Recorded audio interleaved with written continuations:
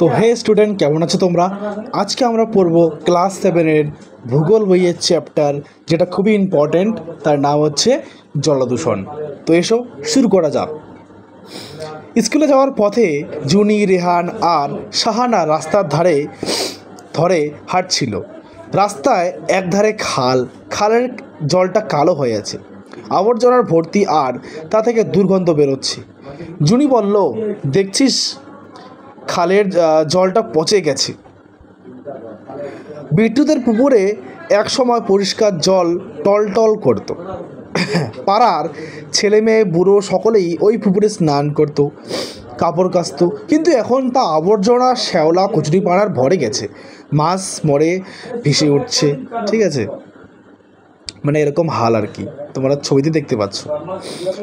রফিক মালদায় তার দাদুর বাড়িতে বেড়াতে গিয়ে দেখলো গ্রামের নলকূপের জল কেউ ব্যবহার করছে না। জলে আর্সেনিক আছে। গ্রামে অনেকেরই এই জল হাতে পায়ে পচা ঘা হয়েছে। তোমরা ছবিতে দেখতে পাচ্ছ। ঠিক আছে, জলও খুব সাবধানে ব্যবহার করতে হয়। বর্ষাকালে তোমাদের গ্রামে বা পাড়ায় দূষিত জল ব্যবহারকারী কি কেউ কলেরা, আমাশয়, আন্ত্রিক, জন্ডিস, টাইফয়েড, তারপর হচ্ছে পোলিও, এইসব রোগের ভুগেছে? হ্যাঁ, অবশ্যই ভুগেছে। আমি অনেকবার আমার গ্রামের মধ্যে এসব দেখেছি।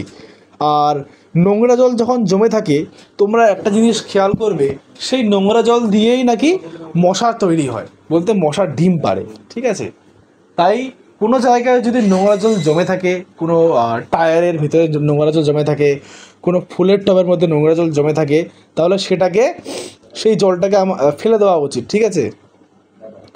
জলে বিভিন্ন অবাঞ্ছিত রাসায়নিক বা জৈব পদার্থ থাকে। জীবাণু মিশে জলে মানুষ ও অন্য প্রাণীর ব্যবহারের অযোগ্য হয়ে গেলে এবং জলজ উদ্ভিদ ও প্রাণীর বসবাসের উপযুক্ত হয়ে গেলে জল দূষিত হয়। ঠিক আছে। তোমার বাড়ির অ্যাকোয়ারিয়ামের জলে যদি কোনোভাবে একটু ফিনাইল বা কেরোসিন তেল মিশে দাও, তবে কি মাছগুলো আর বেঁচে থাকবে? অবশ্যই বেঁচে থাকবে না, সবাই মরে যাবে। এবার আমরা দেখি যে কোন কোন জায়গায় বা কীভাবে জলদূষণ হচ্ছে। তো জলদূষণের কারণ: নদীর জলদূষণ, ঠিক আছে, জলাশয় ও হ্রদের জলদূষণ, ভূগর্ভের জলদূষণ, সামুদ্রিক জলদূষণ। নেক্সট পেজ, পিকলুর ডায়েরি। তো নদীমাতৃক আমাদের এই দেশে আমরা মাতৃজ্ঞানে গঙ্গা নদীকে পুজো করি, কিন্তু এখন এই নদীর জল খেলে অসুস্থতা, এমনকি মৃত্যুও হতে পারে।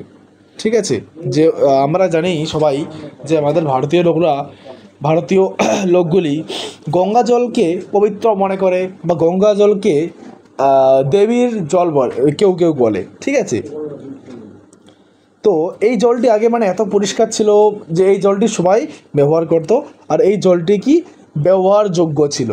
কিন্তু বর্তমান যুগে এই জলটি একদম মানে কি বলবো, নোংরা হয়ে গেছে আর অব্যবহারকারী হয়ে গেছে, বা ব্যবহারযোগ্যই নয়। এটা খেলে মানুষরা অসুস্থ হয়ে পড়ছে বা মৃত্যুও হচ্ছে। গত কয়েক দশক গঙ্গা নদীর দুই তীরে অসংখ্য কলকারখানা, শহর, নগর, জনবসতি গড়ে ওঠার ফলে প্রচুর বিষাক্ত আবর্জনা এই নদীর জলে মিশে জলকে দূষিত করছে। কৃষ্ণ, কাবেরী, গোদাবরী, যমুনা নদীর একই অবস্থা।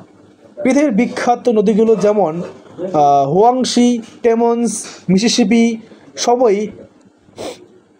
অতিমাত্রায় দূষিত। ঠিক আছে, নেক্সট। ভেবে দেখো, পৃথিবীর 4 ভাগের মধ্যে 3 ভাগই জল, তবুও পৃথিবীর অন্যতম সমস্যা পানীয় জল বা বিশুদ্ধ সাধু জলের অভাব। আফ্রিকার পশ্চিম এশিয়ার, অস্ট্রেলিয়ার ও দক্ষিণ আমেরিকার কিছু চরম অংশে জল সংকট দেখা যায়। ঠিক আছে, তোমরা সবাই জানো যে আফ্রিকার মধ্যে সাহারা মরুভূমি থাকার জন্য এখানে জলের সমস্যা খুবই হয়। পশ্চিম এশিয়া বলতে এখানে বোঝানো হয়েছে পাকিস্তান, সৌদি আরবিয়া, তারপর ইরান, এগুলো দেশের কথা বলা হয়েছে যেখানে জলের খুবই কষ্ট হয়, এখানে জল কিনে খেতে হয়। অস্ট্রেলিয়া, তোমরা জানো যে অস্ট্রেলিয়া বেশিরভাগ অঞ্চলটি কি মরুভূমি। দক্ষিণ আমেরিকার আর্জেন্টিনার সাইডে যেদিকে চিলি দেশটি আছে সেখানে আটাকামা মরুভূমির জন্য এই মানে জলের সংকট দেখা যায়। এর অন্যতম কারণ হচ্ছে অতিরিক্ত ব্যবহার এবং জলদূষণ। পৃথিবীর মোট 100 ভাগ জলের মধ্যে 97 ভাগই জল হচ্ছে সমুদ্রের নোনা জল। বাকি তিন ভাগ স্বাদু জলের 2 ভাগ হিমবাহের বরফ হিসেবে রয়েছে। হিমবাহ বলতে বরফ, পাহাড়ের যে বরফগুলি আছে ওগুলো হচ্ছে 1 ভাগ, আর 2 ভাগ জল যেগুলো আমরা কুয়ো, নদী বা যেগুলো জল আমরা পান করে থাকি। বাকি 1 ভাগ স্বাদু জল হলো নদী, জলাশয়, হ্রদ এবং ভূগর্ভের জল। ঠিক আছে,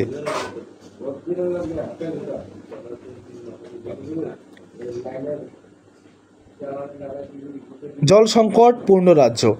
এবার এখানে কিছু রাজ্য দেওয়া আছে ভারতের যেগুলো কি জল সংকটপূর্ণ। প্রথম হচ্ছে উত্তরপ্রদেশ, তারপর হচ্ছে মধ্যপ্রদেশ, ছত্তিশগড়, অন্ধ্রপ্রদেশ, তামিলনাড়ু, মহারাষ্ট্র, গুজরাট আর রাজস্থান। ঠিক আছে, যদি কোশ্চেন আসে পরীক্ষার মধ্যে যে কোন ভারতের মধ্যে কোন কোন রাজ্যে জলসংকট দেখা যায়, তোমরা এগুলো লিখে আসতে পারো।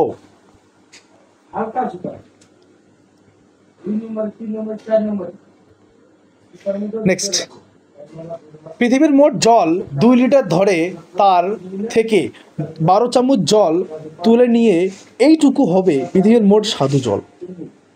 তোমরা বুঝতে পারলে কথাটি? পৃথিবীর মোট জলকে 2 লিটার যদি আমরা ধরি, তাহলে আমরা যদি 12 চামচ জল যদি আমরা আলাদা করে দেই, তাহলে সেই 12 চামচ জলই হচ্ছে খাদ্য জল। ঠিক আছে, বাকি সব কি নোনা জল, সমুদ্রের নোনা জল।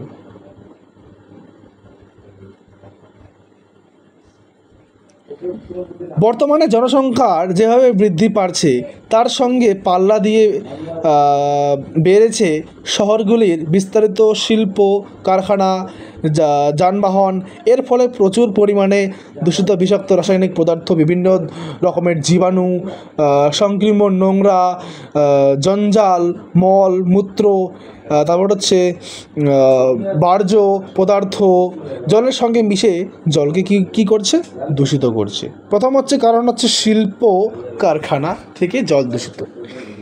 প্রোটো রাসায়নিক শিল্পে পলিথিন, প্লাস্টিক শিল্পের, জ্বালানি শিল্পের খনিজ তেল, পরিশোধ শিল্পের বিভিন্ন রকম জাহাজ নির্মাণ, তারপর হচ্ছে ছোট ও মাঝারি ইলেকট্রনিক্যাল এবং ইঞ্জিনিয়ারিং শিল্পের প্রচুর পরিমাণে দূষিত রাসায়নিক যেমন অ্যালুমিনিয়াম, ক্লোরিন, ফেলন, সায়ানাইড এবং বিভিন্ন ধাতু, জিঙ্ক, পারদ, সীসা, ক্রোমাস ঘটিত দূষক নানা নর্মদা দিয়ে নদী ও সমুদ্রের জলে মিশে জলকে দূষিত করছে। তো তোমরা এগুলো পড়ে নিও, এগুলো তোমরা চাইলে স্ক্রিনশট নিতে পারো। এই যে আমি ফুল স্ক্রিন করলাম, ঠিক আছে, আমি শুধু কারণগুলো বলছি। তারপর হচ্ছে গৃহস্থলী থেকে জলদূষণ, কৃষিক্ষেত্র থেকে জলদূষণ, তেলস্ক্রিয় থেকে জলদূষণ। নেক্সট, তারপর হচ্ছে খনিজ তেল থেকে জলদূষণ, তাপীয় দূষণ, বায়ু দূষণের কারণে জলদূষণ, আর্সেনিক জলদূষণ। ঠিক আছে, এবার কিছু ইম্পর্টেন্ট লাইন আমরা দেখে নেই। 1932 সালে জাপানের মিনামাটা উপসাগরের উপকূলে একটা রাসায়নিক কারখানা থেকে পারদযুক্ত তরল বর্জ্য সমুদ্রে ফেলা হয়। এর মারাত্মক পারদ দূষণের প্রায় 30 বছর ধরে অসংখ্য মানুষ এবং জীবজন্তু মারা যায়। তো দেখেছো, প্রকৃতির সঙ্গে কোনোদিনও খেলবার বলতে ওর সাথে কোনোদিনও খেলা উচিত না। প্রকৃতিকে নিয়ে কোনোদিনও ছেড়ছাড় করা উচিত না। উপসাগরীয় যুদ্ধের সময় কুয়েতে প্রচুর তেলের কূপ জ্বালিয়ে দেওয়া হয়। প্রচুর পরিমাণে খনিজ তেল পরস্য উপসাগরের মিশে অসংখ্য সামুদ্রিক প্রাণীর মৃত্যু হয়। দেখেছো? নেক্সট হচ্ছে পশ্চিমবঙ্গের হলদিয়া পেট্রো রসায়ন শিল্পে গড়ে ওঠার পর থেকে হলদি নদীর মোহনায় ইলিশ মাছের আনাগোনা কমে গেছে। দেখেছো তোমরা। 4 নম্বর হচ্ছে পূর্ব কলকাতার জলাভূমির মাছের ভেড়িগুলিতে মাছ চাষ কমে গেছে। কেরালার কুট্টুনারে, উড়িষ্যার চিল্কায়, অন্ধ্রপ্রদেশের কোলরূপে কীটনাশক থেকে প্রচুর মাছ মারা গেছে। সাবান, ডিটারজেন্ট, ফসফেট সার, তারপর হচ্ছে বন্ধ পুকুর, জলাশয়ের জল মিশিয়ে প্রচুর পরিমাণে শৈবাল, আগাছা, কচুরিপানা বেড়ে যায়। এর ফলে জলের দ্রবীভূত অক্সিজেনের পরিমাণ কমে যায়, মাছ ও জলজ প্রাণীরা মারা যায়। একে বলা হয় ইউট্রোফিকেশন। নেক্সট, পশ্চিমবঙ্গের মালদা, নদিয়া, হুগলি, হাওড়া, বর্ধমান, উত্তর এবং দক্ষিণ 24 পরগনার জেলার মাটির নিচের জলে অনেক বেশি মাত্রায় আর্সেনিক রয়েছে। এর ফলে হাতের চেটো ও বা পায়ের তলায় যে কালো কালো ক্ষত হয় তাকে ব্ল্যাকফুট ব্যাধি বলে। এইটা খুবই ইম্পর্ট্যান্ট, ঠিক আছে? ব্ল্যাকফুট ব্যাধি কাকে বলে? এছাড়া চর্মরোগ, রক্তাল্পতা, বৃত্ত, ফুসফুস, তারপর হচ্ছে ত্বকের ক্যান্সারও হতে পারে। ফ্লোরাইড দূষণ থেকে ফ্লোরিস, দাঁত হাড়ের সমস্যা, পারদ দূষণের মিনামাটা, ক্যান্ডিয়াম দূষণের ইতাই অসুখ হতে পারে। এটা খুবই ইম্পর্ট্যান্ট, ইতাই অসুখ কাকে বলে। পিগলুট ডায়েরি। তো বিশ্ব স্বাস্থ্যের সংস্থার মতে সারা বিশ্বে প্রতি বছর প্রায় 30 লক্ষ শিশু ডায়রিয়া ও অন্য জলবাহিত সংক্রামক রোগের অসুস্থতায় মারা যায়। জানো কি? শুধু 3 জরুরি বিষয় মেনে চললেই জলবাহিত সংক্রামক প্রায় আটকানো যায়। প্রথম হচ্ছে বিশুদ্ধ পানি জল খাওয়া, পরিষ্কার জল খাওয়া। দ্বিতীয় হচ্ছে সাধারণ কিছু পরিষ্কার পরিচ্ছন্ন মেনে চলা, যেমন সাবান দিয়ে হাত ধোয়া, পরিষ্কার পাত্রে জল রাখা ইত্যাদি। শৌচাগারে ব্যবহার করা এবং নোংরা আবর্জনা ঠিকভাবে ফেলা। ঠিক আছে?